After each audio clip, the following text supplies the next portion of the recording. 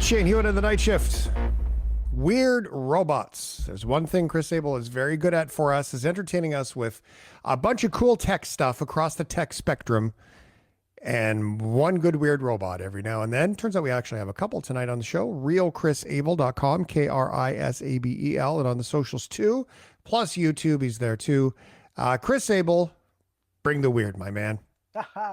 Well, so every year in China, there's this massive marathon that has been taking place where it attracts thousands and thousands of people who all participate and try to see how far you can get on a 21-kilometer run. Last year, they decided to create a separate lane and this time allow humanoid robots to join the marathon. There was lots of tech companies that wanted to try out the robots and see how well they did. And we had a good fun. We talked about it last year, laughing at all the robots that were staggering, falling, tripping over each other, collapsing quite badly. The top robot, there was only one that actually reached to the finish line, made it in a whopping 2 hours and 40 minutes to get to the finish line. It was quite embarrassing.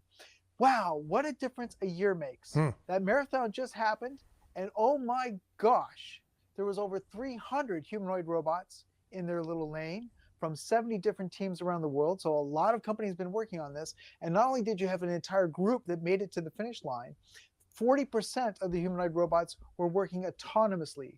They didn't have any technicians following behind them like they did previous years, nobody with a controller or anything like that. That was quite staggering. And watching the robots just charge past all the human marathoners was really, really impressive. The one robot that made it to the finish line, again, previous year's record was 2 hours and 40 minutes. The one that made it to the end, produced by the smartphone company Honor, a smartphone company, I did not expect that, was, of course, his name was Lightning, and he was painted red to go faster. Well, he did it in just over 50 minutes, which is a huge leap from last year. And not only that, Shane, but that record was actually set by a human marathoner in Uganda just a month ago, the robot beat the human marathoner. The human marathoner, his record time was 52 minutes. The robot Lightning did it in 50 minutes. Wow. So what's going to happen a year from now? That's the question. But things are moving very quickly. Have you considered, not everybody follows this stuff, and have you considered accidentally happening upon a robot marathon without knowing that a robot marathon is a thing, and you're just like walking down the park and you've got your Starbucks in one hand, a little sandwich or a panini in the other, and all of a sudden 300 robots go running down the street? You would think it was the end of the world. Oh, totally. I mean, I can't imagine. I know we've had maybe the experience of coming across a Christmas parade and not knowing about it, or a military parade. This is a little different, though. It's like quite a good pub crawl on a school bus on a Thursday afternoon. You're like, wow, they're having fun. 300 robots would be concerning. That's crazy stuff. Chris Abel is here. Shane Hewitt and the night shift. Okay, let's bring the robots off of the streets and the runaway robots into something that works on our computers. Samsung has just shown off their next robot. They did this at an event called Design Week in Milan. So a very fashionable event, very focused on design.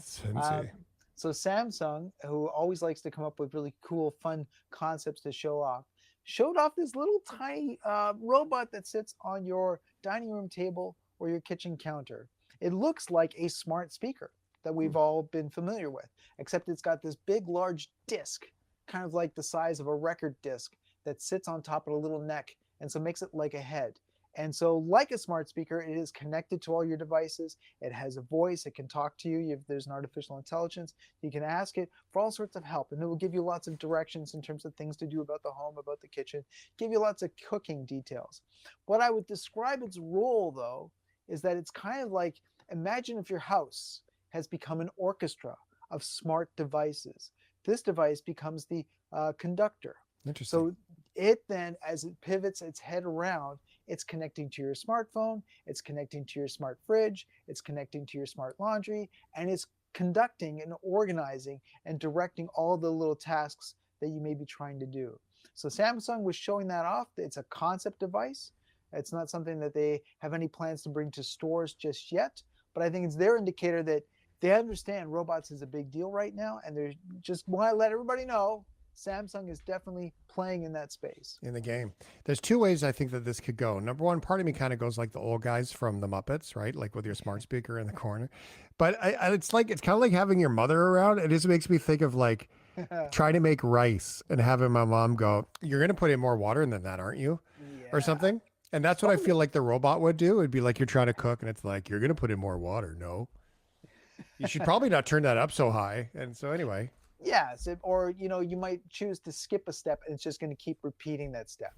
Put more water in, put more water in until you finally do it. All right, fine. did you take the garbage out? Did you take the garbage out? Chris Abel on YouTube, he plays his videos on there too, and some clips from the show as well. Gadgets and family conversations. This is interesting, Chris. I don't know if this is a good thing or not, because some of the family conversations, maybe around the dinner table, definitely should not be archived.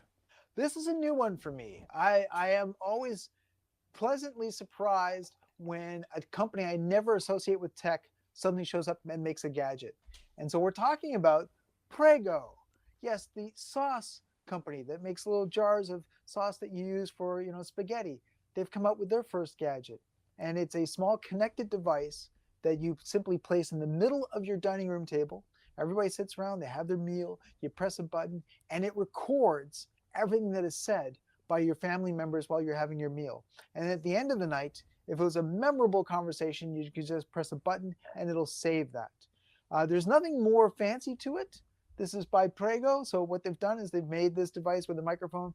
It records, you stop the recording, and it saves the recording on a little memory card. And it's up to you then to archive it and decide, was this a memorable night? Do you want to keep it? Or do you want to erase it and maybe try again the next night? That's what Prego is trying. They're testing it out in the United States. They're doing a small little tiny launch for about $20. It comes with some spaghetti and a little jar of sauce, which I think is kind of cute packaged into the device. But yeah, it's their first foray into Prego gadgetry. The cool part is that they're trying to make, I think, the conversation, like, have great conversations with your family and save them. You'll appreciate them later. Yeah. Right. But I think that's fun. And I think that's great. I mean, next though, they could come out with like the turkey, the little thing on the turkey that pops up when it's done, and Yeah. like have a little microphone in the turkey, because by the time you get to your Thanksgiving meal and everyone's had a few drinks, that conversation probably not worth archiving unless you need evidence later. Yes, I agree. It's very good. Chris Abel, as always, I appreciate you being here, popping in. RealChrisAbel.com, at RealChrisAbel. You can grab him online and all the socials, KRISABEL. Bringing the fun every Tuesday with the tech, the robots, and so much more. Thanks, Chris. Thank you, guys.